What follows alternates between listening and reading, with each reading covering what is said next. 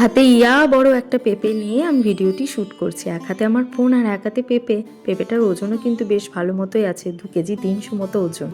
বড় ভয় লাগছে যে ফোনটা হয়ে পড়ে যাবে, না হলে পেঁপেটা পড়ে আরও নষ্ট হয়ে যাবে। এমনিতেই একটু থেতো লাগা পেঁপে। নমস্কার সবাইকে, কেমন আছেন সবাই? আশা করছি সকলে ভালো আছেন। আর এই ঠান্ডায় তো সবাই জড়সড় কাবু হয়ে যাচ্ছি।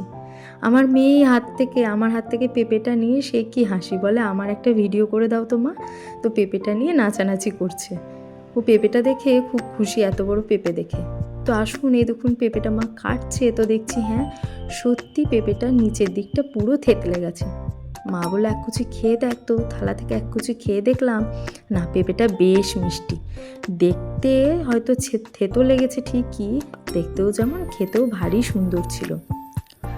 তো এদিকে পেঁপে টেপে খেয়ে ঠান্ডায় একটু কাবু হয়ে গেছিলাম। তো ভাবলাম না, যেই রান্নাটা বসাবো তখন আপনি গরম হয়ে যাবে শরীরটা।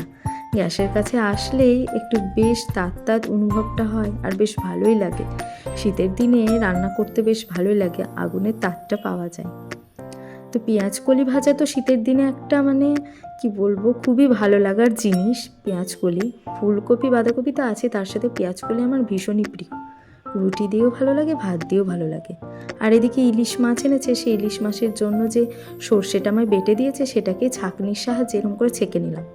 ছেঁকে নিলে ইলিশ মাছের ঝোলটাও দেখতে ভালো লাগে, আর গ্যাস অম্বল হওয়ার যে সম্ভাবনা সেটাও একটু কম থাকে। ইলিশ মাছটা খুব একটা ছোট না, আবার যে খুব বড় ডিম ভর্তি সেটাও না, বেশ মাঝারি সাইজে ভালোই ছিল। তো ইলিশ মাছটা রান্না করতে করতে আপনাদের সাথে একটা ইলিশ মাছের সাথে হওয়া কাণ্ড, অভিজ্ঞতা, হাসির মজার একটা কাণ্ড আপনাদের সাথে শেয়ার করি। তো হয়েছে কি, একদিন মা ছিল না, শাশুড়ি মা ছিলেন না, কোথাও ঘুরতে গেছিলেন, কিন্তু বাড়ি ফিরবেন সেদিনই। তো বাবা বাজার থেকে ইলিশ মাছ এনেছে। তো আমি এই মাছ টাছ কাটা কুটি ধোয়া বাছা এগুলো কিছুই করি না, এগুলো সমস্তটাই শাশুড়ি মা দেখেন, মাই করে এটা, আমাকে করতে হয় না। তো সেই মতো খুব একটা যে মাছ ভালো কাটতে পারি এমনটাও না, কাটতে পারি হয়তো পারবো, কিন্তু খুব একটা ধোয়া বাছা করি না, তো সেজন্য অভিজ্ঞতাটা একটু কমই, কাঁচাই আছি এই বিষয়ে। তো ইলিশ মাছ বাজার থেকে বাবা কাটিয়েই আনে, সেটা ধোয়া বাছা মাই করে, আমি করি না, সেদিকটা মা দেখে। তো একদিন এনেছে, মা ছিল না বাড়িতে, মা কিন্তু সেদিনই ফিরবে, এনেছে।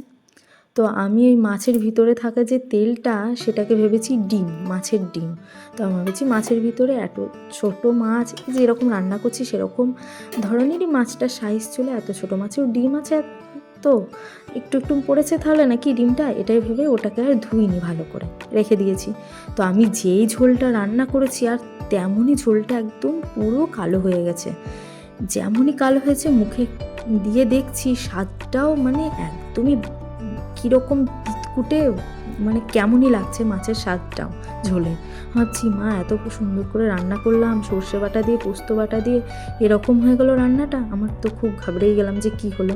তা করতে করতে মা চলে এসেছিলো, তখন মাছটা রান্না করার কিছুক্ষণ আগেই মা এসছে বাড়িতে। তো মাকে ডেকে দেখায়, তো মা বলে যে মাছটা ধুয়েছিলি ভালো করে? আমি যে হ্যাঁ ভালো করে তো ধুলাম, কচলে কচলে কতবার জল পাল্টে, তখন তো কালো ছিল না জলটা, এরকম বলছি। তখন মা বলছে যে মাছের পেটের ভিতরে যে তেলটা থাকে সেটা বের করেছিস তো? আমি যে তেল, ওটা আবার তেল নাকি? আমি তো ভাবছি ওটা ডিম।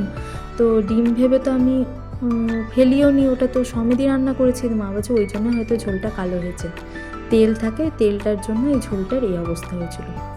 এই যে তেল, এই তেলটা আলাদা করে তুলে রাখি, এখন সবাই ভাতে এটা আলু সেদ্ধ দিয়ে খায়। তো ইলিশ মাছের এই কাণ্ডটা আমার কাছে স্মরণীয় আর একাধারে শিক্ষণীয়ও বটে। এখান থেকে মাছ ধোয়ার যে ব্যাপারটা, মাছের ভিতর যে তেল থাকে সেই ব্যাপারটা আমি শিখেছিলাম। তো সত্যি কথা বলতে কি, ইলিশ মাছ রান্না করলে আমার এটা মনে পড়ে, আর তখনই আমার খুব হাসি পায় যে কী করেছিলাম আমি সেদিন।